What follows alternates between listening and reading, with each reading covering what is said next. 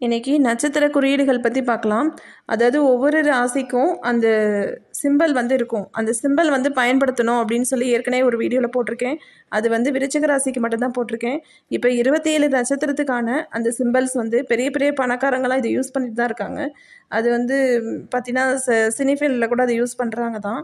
அது வந்து பண்ணணும் அப்படின்னு சொன்னால் நமக்கு வந்து ஒரு வளர்ச்சி வந்து கிடைக்கும். அதுக்காக தான் இது வந்து நான் போடுறேன் இந்த பதிவில். அஸ்வினிக்கு வந்து பார்த்திங்கன்னா குதிரை தலையும் குதிரை உருவமும், பரணிக்கு வந்து மண் பாத்திரமும் அடுப்பு முக்கோண வடிவம்.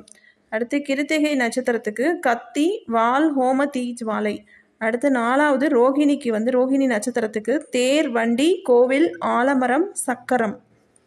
மிருகசீரத்துக்கு மான் தலை தேங்காயோட கண்ணு.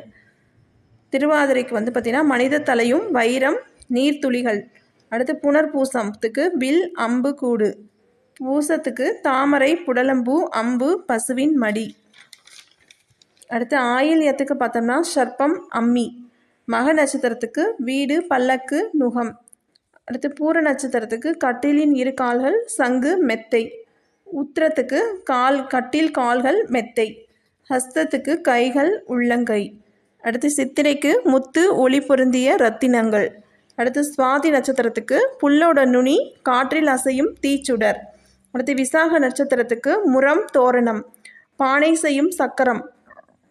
அடுத்து அனுசத்துக்கு பார்த்தோன்னா குடை மலரும் தாமரை வில் வளைவு. அடுத்து கேட்ட நட்சத்திரத்துக்கு பார்த்தோன்னா குடை குண்டலம் ஈட்டி. மூல நட்சத்திரத்துக்கு அங்குசம் சிங்கத்தின் வால் யானையோட தும்பிக்கை. அடுத்து பூராடத்துக்கு பார்த்தோன்னா விசிறி முரம் கட்டில். உத்திராடத்துக்கு யானை தந்தம் மெத்தை விரிப்பு கட்டில் கால்கள்.